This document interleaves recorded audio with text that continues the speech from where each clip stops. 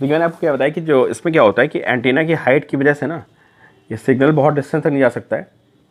इसको मैं डी बोल दूँ तो जब ये सिग्नल ऐसे चलेगा तो यहाँ पे टेंजेंट बन जाएगी, ठीक है। और यहाँ से सिग्नल क्या होगा आपका, जो इसके आगे बंदा खड़ा है उसको सिग्नल नहीं मिलने का, ठीक है। तो this is the maximum distance up to which signal can be received, ठीक है। इसका जो फॉर्मूला आता है वो होता है हमारा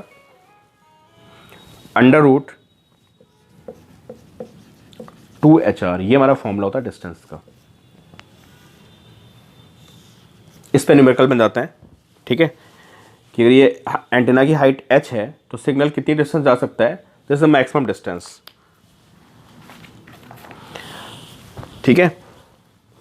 तो अगर आपके दो एंटीना है, ठीक है, एक उसमें रिसीवर का काम कर रहा है और ट्रांसमीटर है, ठीक है। जैसे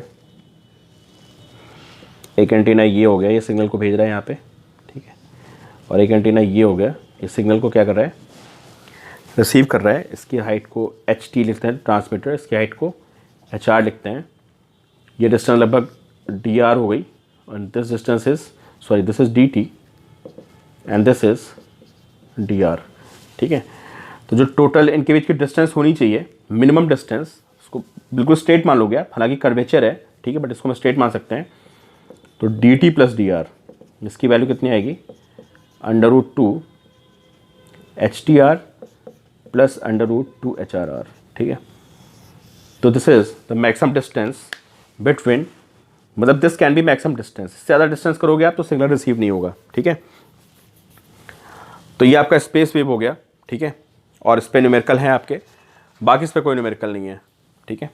और इसके बाद फिर क्या होता है हमारा, अगर ये सारे कम्युनिकेशन हमारे फेल हो जाते हैं, ठीक है, तो हमारा कौन सा कम्युनिकेशन होता है, फिर हमारा होता है सैटेलाइट कम्युनिकेशन, ठीक है।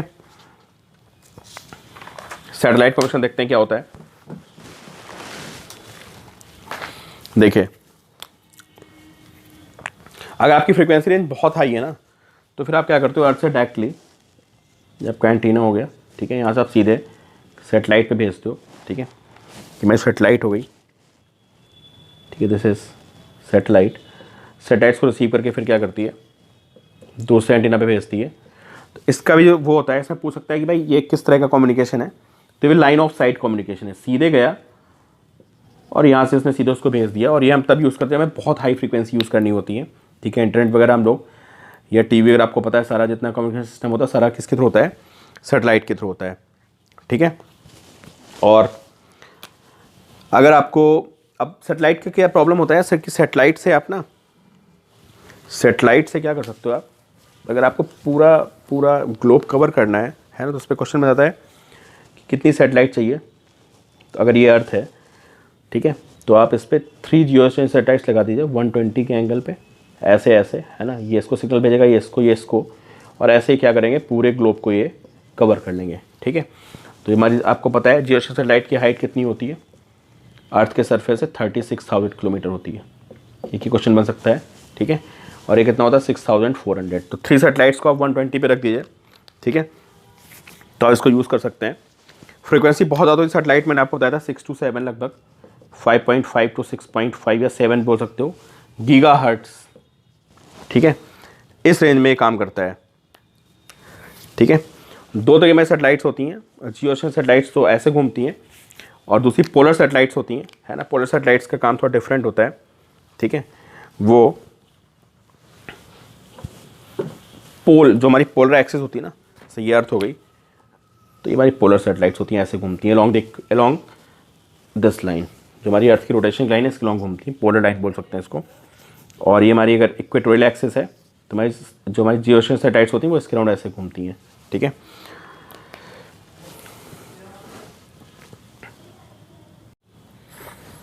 ठीक है, नेक्स्ट हम लोग समझते हैं, ये इस पे ये का ज़्यादा इंपॉर्टेंट टॉपिक है, इस पर क्वेश्चन बन सकता है, ठीक है। मॉड्यूलेशन एंड डीमॉड्यूलेशन, ठीक है, समझते हैं कि अब मॉड्यूलेशन क्या होता है, modulation and it's need. Question मिलेगा आपको, ठीक है। देखो मॉड्यूलेशन यार होता क्या है कि कुछ प्रॉब्लम्स आ जाती हैं जिसकी वजह से हम सिग्नल को डायरेक्टली नहीं भेज सकते हैं। जैसे हमारा स्पीच सिग्नल की बात करें, स्पीच सिग्नल की फ्रीक्वेंसी बहुत कम होती है, ठीक है। अभी आपको ने बताया था कि स्पीच सिग्नल फ्रीक्वेंसी कम होती है, ऑडियो की थोड़ी सी ज़्यादा होती है, वीडियो की और ज़्यादा फ्रीक्वेंसी होती है, ठीक है। इसलिए फ्रीक्वेंसीज बहुत कम होती हैं, अगर इनको हम डायरेक्टली नहीं भेज सकते हैं, ठीक है। क्यों नहीं भेज सकते इसको समझते हैं कि सबसे पहले प्रॉब्लम एंटीना की आती है, ठीक है। कि एंटीना का क्या सीन होता है कि जो किसी सिग्नल को रिसीव करने के लिए ना, size of antenna should be λ/4। Note करिए भाई, यहीं पे क्वेश्चन बनेगा आपका, ठीक है। साइज ऑफ एंटीना जो होता है वो हमारा λ/4 होता है सिग्नल को रिसीव करने के लिए, ठीक है। अब होता क्या है कि जैसे आपने 20 किलोहर्ट्ज़, चलो कोई सॉन्ग है जिसकी फ्रीक्वेंसी कितनी है 20 किलोहर्ट्ज़, लगभग हो गई कितनी 2 × 10⁴ हर्ट्ज़। इसको हमने भेज दिया, इलेक्ट्रोमैग्नेटिक वेव होती है, आपको पता है फ्रीक्वेंसीज c/λ, ये लैम्डा इज़ c/ फ्रीक्वेंसी। तो चलो इसकी वो निकालते हैं, लैम्डा कितनी आएगी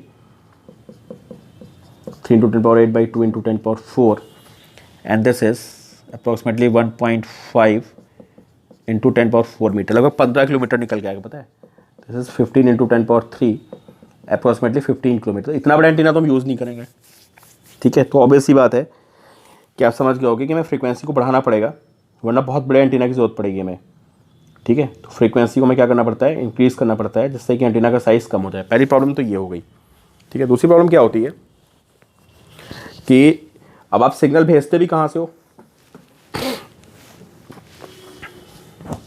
जब कोई एंटीना होता है, ठीक है, उसी से आपको सिग्नल भेजना होता है भाई, किसी एंटीना के थ्रू तो आप सिग्नल को भेजते हो, ठीक है।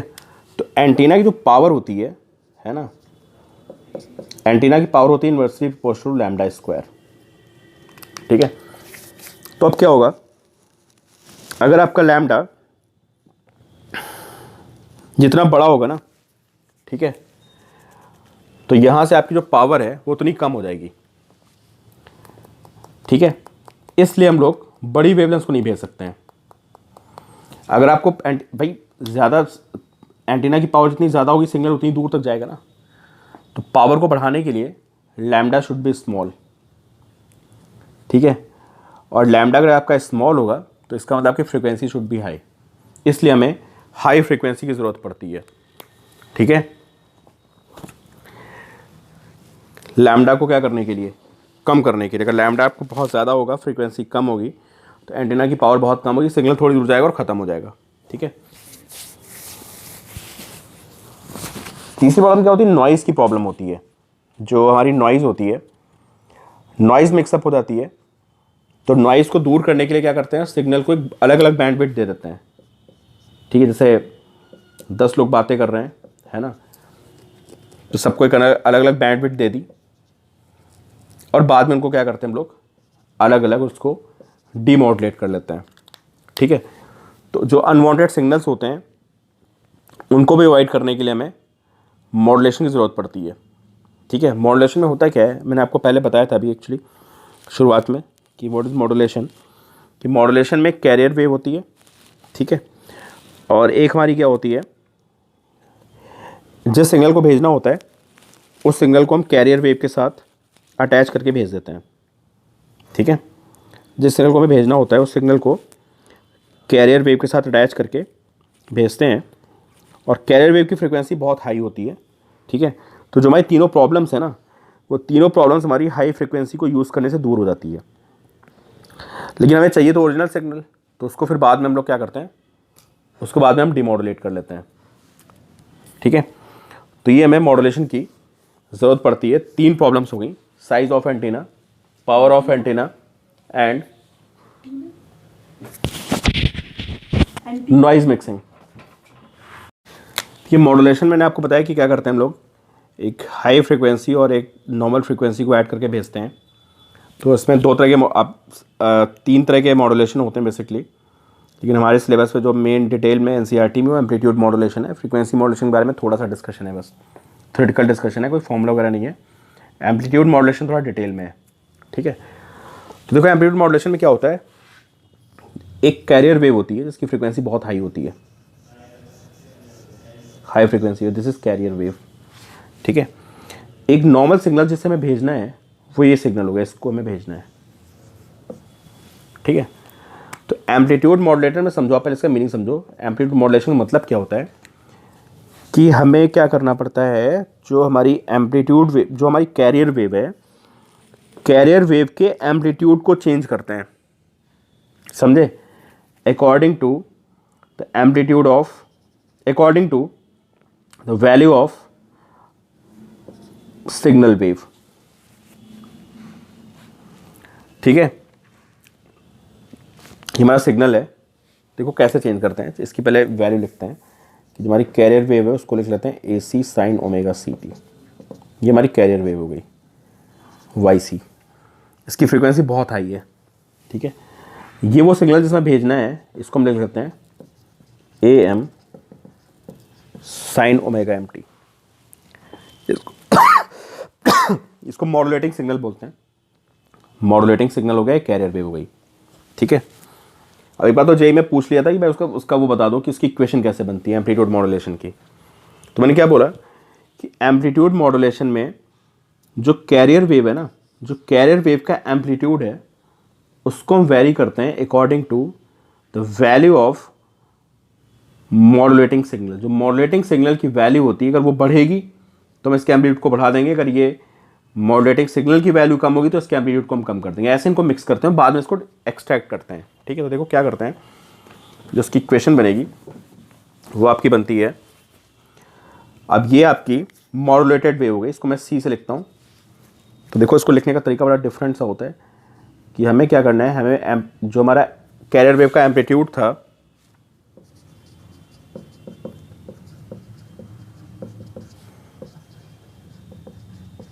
उसको हमने वेरी कर दिया, ठीक है।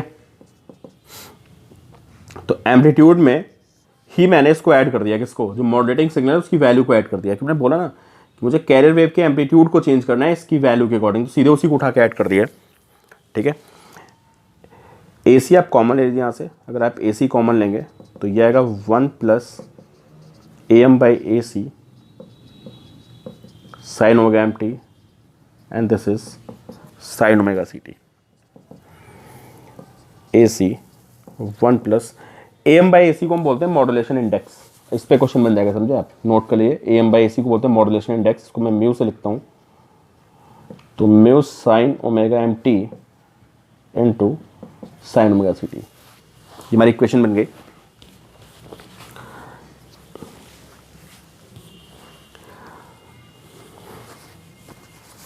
इसको सिंप्लीफाई करते हैं, देखिए सिंप्लीफाई करने पे क्या आएगा, A C sine omega C T को अलग कर लेते हैं,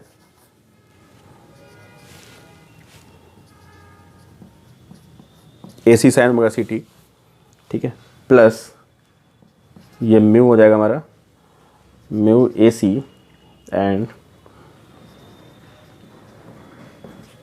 sign omega M T sine omega C T, ठीक है।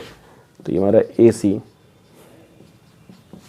साइन ओमेगा सी टी हो गया, प्लस इसमें आप वो फॉर्मूला लगा दोगे, sines 2 sines C sine D का फॉर्मूला, इसको 2 से मल्टीप्लाई 2 से डिवाइड करके, तो ये बचेगा mu A C by 2 and cos omega C minus omega M T plus mu A C by 2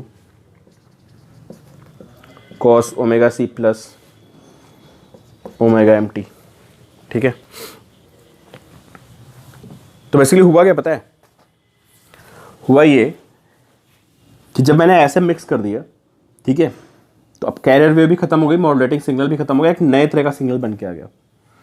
और इस सिग्नल में 3 फ्रीक्वेंसीज हैं, देखो आप, एक फ्रीक्वेंसी ओमेगा सी है जिसका एम्पलीट्यूड ए सी है, तो ये मैंने एम्पलीट्यूड दिखा दिया ए सी, इसकी फ्रीक्वेंसी कितनी है, फ्रीक्वेंसी इज ओमेगा सी, ठीक है। 2 वेव्स और आ गई, इसकी frequency omega C minus omega M है जिसका amplitude mu A C by 2 है, म्यू की वैल्यू कम होगी, तो ये हमारा ओमेगा सी, ये फ्रीक्वेंसी है इस एक्सिस पे, यहाँ पे एम्पलीट्यूड है, तो omega C minus omega M, इसको बोलते हैं omega C plus omega M, और दोनों का जो एम्पलीट्यूड है वो कितना है, दोनों का एम्पलीट्यूड है म्यू ए सी बाई 2, ठीक है। तो बेसिकली अब आपसे क्वेश्चन पूछेगा कि एम्पलीट्यूड मॉड्यूलेशन में क्या करते हैं, उसकी इक्वेशन कैसे लिखते हैं। तो एक क्वेश्चन तो यहाँ बन गया कि इक्वेशन कैसे लिखते हैं, ये आपका क्वेश्चन है, ठीक है। और पूछता है कि एम्पलीट्यूड मॉड्यूलेशन वे में कितनी फ्रीक्वेंसीज हैं बेसिकली। तो एम्पलीट्यूड मॉड्यूलेशन वे में 3 फ्रीक्वेंसी हैं। कौन कौन सी? ओमेगा सी जिसका एम्पलीट्यूड AC है, एक ओमेगा सी माइनस एम, एक omega C plus omega M. फिर पूछता है इसकी बैंडविड्थ कितनी, व्हाट इज बैंडविड्थ, ठीक है। तो मिनिमम कितनी है? ओमेगा सी माइनस एम, और मैक्सिमम कितनी है? Omega C plus omega M. तो इसकी बैंडविड्थ आप देख लीजिए, इसको सब्ट्रैक्ट करिए आप, तो आपकी बैंडविड्थ बैठेगी लगभग 2 omega M. This is bandwidth, ठीक है। और कहाँ से कहाँ तक है? Omega C minus omega M to omega C plus omega M, ठीक है। मतलब ये मिनिमम मैक्सिमम का डिफरेंस आ गया 2 ओमेगा एम, एंड इसकी बैंडविड्थ कहाँ से? Omega C minus omega M से लेके omega C plus omega M, ठीक है। ये क्वेश्चन बनता है। और फिर क्या करते हैं पता है? फिर ये 3 वेव्स आ गई, इनको हम डीमॉडुलेट कैसे करेंगे वो अलग पॉइंट है। तो बेसिकली ऐसे हमने इन्फॉर्मेशन को भेजा है ना। और मेन क्वेश्चन मैंने आपको बता दिया है कि मिनिमम फ्रीक्वेंसी कितनी होती है, मैक्सिमम कितनी होती है, उनके एम्पलीट्यूड कितने कितने होते हैं, ठीक है। और मीन में कौन सी फ्रीक्वेंसी आती है, उसका एम्पलीट्यूड कितना होता है। अभी हमें किससे काम है बताओ? हमें तो काम होता है सिर्फ omega C minus omega M और omega C plus omega M, ठीक है। तो फिल्टर लगा के इस फ्रीक्वेंसी को छोड़ देते हैं हम लोग, बाकी इन 2 को निकाल लेते हैं और इनको फिर डिमॉडुलेट करके इनसे ओमेगा एम को बाहर करते हैं।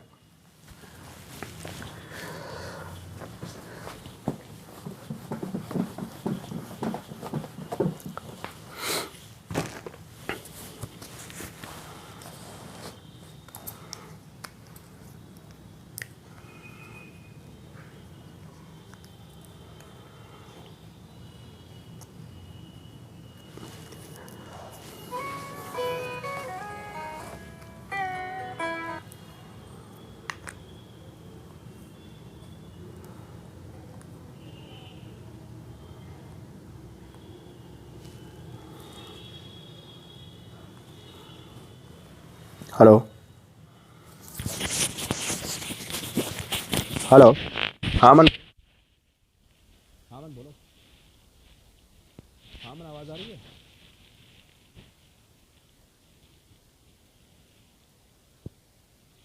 अच्छा कल पेपर है क्या तुम लोग का? अरे तो मैथ करते, चलो अच्छा ठीक है ठीक है ठीक है।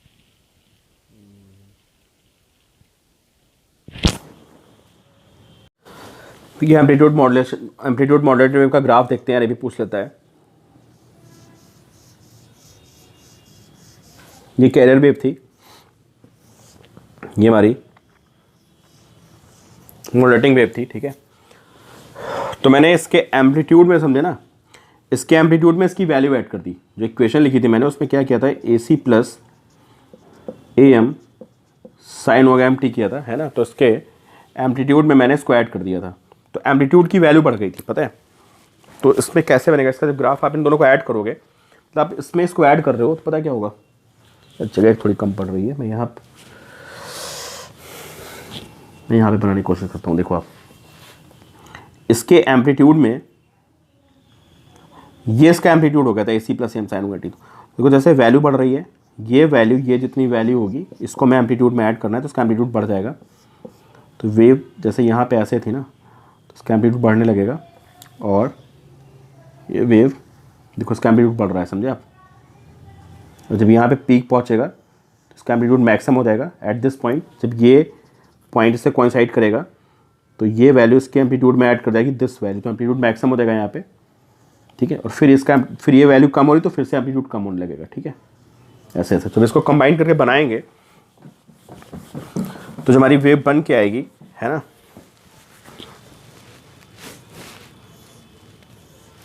कुछ इस टाइप की बनेगी।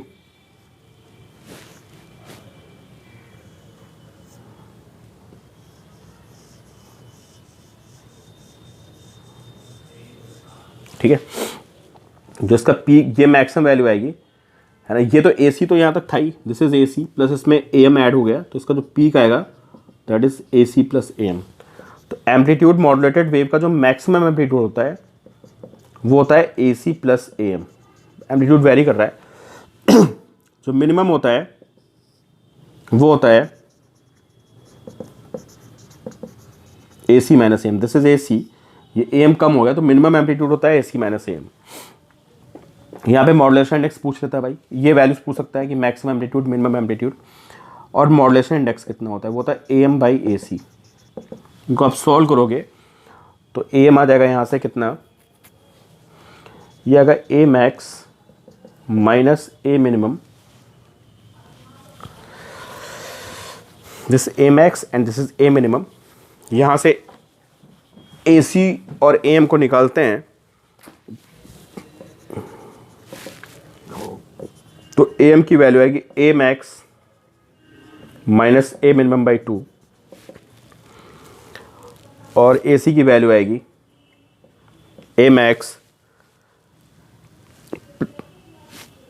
Plus A minimum by 2। इनको डिवाइड मारेंगे तो जो मॉड्यूलेशन इंडेक्स होगा वो कितना हो जाएगा, A max minus A minimum upon A max plus A minimum, ये म्यू की वैल्यू आ जाएगी।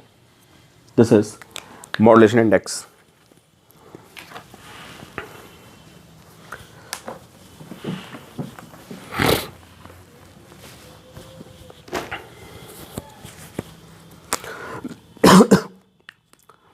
तो 3 फ्रीक्वेंसी हो गई इसमें। एक चीज़ और देख लेते हैं इसको, जो हमारी फ्रीक्वेंसी आई थी दिस इज म्यू, इसका omega C minus omega M था, ये वैल्यू कितनी थी, omega C plus omega M. इसको साइड लोअर फ्रीक्वेंसी बोलते हैं, इसको side upper frequency, side lower frequency and side upper frequency, या साइड बैंड फ्रीक्वेंसीज भी इनको बोलते हैं हम लोग, ठीक है।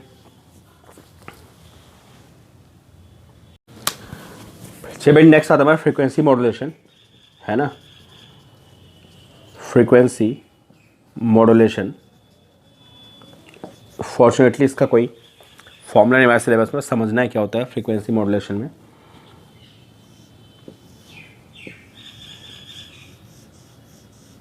ये कैरियर वेव हो गई, इसकी हाई फ्रीक्वेंसी की है, और ये मॉड्यूलेटेड सिग्नल हो गया। एट मैक्स आपसे इसका ग्राफ पूछ सकता है, और कुछ नहीं पूछेगा, या डिफरेंस पूछ सकता है। तो फ्रीक्वेंसी मॉड्यूलेशन में क्या होता है पता है, जो हमारी कैरियर वेव होती है उसकी फ्रीक्वेंसी चेंज करते हैं हम लोग, किसके according, according to value of modulating signal. ये हमारी मॉड्यूलेटिंग सिग्नल है, ये कैरियर वेव है। तो बड़ा इंटरेस्टिंग सा होता है, देखो क्या करते हैं, जैसे मॉड्यूलेटिंग सिग्नल की वैल्यू बढ़ेगी वैसे वैसे हमें कैरियर वेव की फ्रीक्वेंसी को भी चेंज करना है। तो देखो क्या होगा कि यहाँ जाते हैं इसका एम्पलीट्यूड मैक्सिमम हो गया, मतलब इसकी वैल्यू मैक्सिमम हो गई, तो इसी अकॉर्डिंग हम लोग इसकी फ्रीक्वेंसी चेंज कर देंगे, ठीक है। तो कैरियर वेव की इक्वेशन क्या होती है, AC sine omega C T होती है ना, और मॉड्यूलेटिंग सिग्नल की क्या होती है, AM sine omega M T.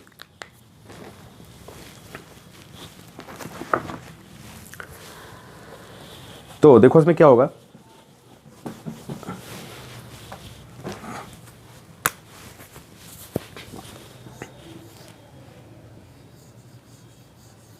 ये कैरियर वेव हो गई, यहाँ यही पे बना देते हैं मॉड्यूलेटिंग सिग्नल, प्लस ये हमारा क्या हो गया मॉड्यूलेटिंग सिग्नल। अब जैसे इसकी वैल्यू बढ़ेगी वैसे वैसे मैं इसकी फ्रीक्वेंसी चेंज करी, इस बार फ्रीक्वेंसी चेंज होगी, एम्पलीट्यूड चेंज नहीं हुआ, समझे। तो देखो जैसे यहाँ से यहाँ पहुँचेंगे, टाइम की वैल्यू ये पहुँचेगी, तो इसका एम्पलीट्यूड मैक्सिमम हो गया, तो इसकी फ्रीक्वेंसी को भी चेंज कर देंगे, और इसकी फ्रीक्वेंसी है ऐसे ऐसे ऐसे, एम्पलीट्यूड शुड बी सेम, थोड़ा गलत बना गया मैं, और ये वेव थोड़ा पास पास आ जाएगी, समझे, ये वेव्स बहुत पास पास आएगी। क्यों पास पास आएंगी, फ्रीक्वेंसी बढ़ रही है। फिर यहाँ पे आके एम्पलीट्यूड मैक्सिमम हो गया है, इसके बाद इसकी वैल्यू घटेगी, तो फिर इसका मतलब इसकी फ्रीक्वेंसी अब फिर घटनी शुरू हो जाएगी, ऐसे ऐसे ऐसे ऐसे, थोड़ा वेव्स दूर होने लगेगी, और फिर जब ये एक वेव पूरी हो जाएगी तो फिर से अपने नॉर्मल फेज में आ जाएगी, ठीक है। उसके बाद क्या होगा बताओ, यहाँ के बाद देखिए आप इसका एम्पलीट्यूड कम हो रहा है, मतलब इसकी वैल्यू नेगेटिव में जा रही है, ठीक है। तो अभी तक तो 0 आ गई, अब ये वैल्यू नेगेटिव हो रही, तो यहाँ से फ्रीक्वेंसी आपकी कम होनी शुरू होगी, मतलब आपको यहाँ से यहाँ के बीच में आपकी फ्रीक्वेंसी कम होने लगेगी। तो अब आप कैरियर वेव की फ्रीक्वेंसी को, जब आप टाइम यहाँ से यहाँ चलेगा तो मॉड्यूलेटिंग सिग्नल का एम्पलीट्यूड कम हो रहा है, नेगेटिव हो रहा है इनफैक्ट, तो उसको यहाँ दिखाने के लिए आपको इसकी फ्रीक्वेंसीज को और दूर करना पड़ेगा। देखो इसकी फ्रीक्वेंसी थोड़ी सी कम हो गई फ्रीक्वेंसी, ठीक है। तो ये वाला पॉइंट जहाँ पे फ्रीक्वेंसी बढ़ गई थी, ये कौन सा पॉइंट है, ये वाला टाइम है, this time, at this time थोड़ा ये स्केल पे नहीं बन पाया है, ठीक है। इस टाइम पे, यहाँ पे टाइम देखिए बहुत ज़्यादा हो गया, टाइम कम लग रहा है, बट एक्चुअली ये दोनों टाइम सेम है। इस टाइम पे इसका एम्पलीट्यूड मैक्सिमम है तो इसकी फ्रीक्वेंसी मैक्सिमम हो गई, फिर इसका एम्पलीट्यूड कम हो रहा है तो इसकी फ्रीक्वेंसी क्या हो रही, कम हो रही है। यहाँ पे नॉर्मल आ गया 0 पे, इसके बाद इसकी वैल्यू निगेटिव है, तो निगेटिव होने पे आपको फ्रीक्वेंसी को और दूर दूर कर देना है, मतलब फ्रीक्वेंसी और कम हो गई, ये टाइम है, फ्रीक्वेंसी कम हो गई यहाँ पे, ठीक है। तो हमारा फ्रीक्वेंसी मॉड्यूलेशन होता है। तो सिर्फ आपसे ग्राफ पूछेगा, कोई एनसीईआरटी में कोई इन्फॉर्मेशन नहीं दी है, आपको कुछ नहीं सोचना है इसके बारे में, कुछ side band frequency, high band frequency, कुछ नहीं, सिर्फ इसका ग्राफ पूछ सकता है, ठीक है। और आपसे पूछ सकता है कि इसमें एम्पलीट्यूड का क्या होता है, तो एम्पलीट्यूड रिमेन सेम, यहाँ पे amplitude remain same, only frequency is changing. किसकी फ्रीक्वेंसी चेंज हो रही है, कैरियर वेव की। किसके अकॉर्डिंग चेंज हो रही है, मॉड्यूलेटिंग सिग्नल की वैल्यू के अकॉर्डिंग, ठीक है। तो ये आपसे एट मैक्स पूछ सकता है, बाकी इसमें आपसे कुछ नहीं पूछेगा। इसका फ्रीक्वेंसी स्पेक्ट्रम बहुत ही कॉम्प्लेक्स होता है, वो सब बातें आपसे नहीं पूछेगा यहाँ पे। तो ये आपको पता होना चाहिए फ्रीक्वेंसी मॉड्यूलेशन के बारे में।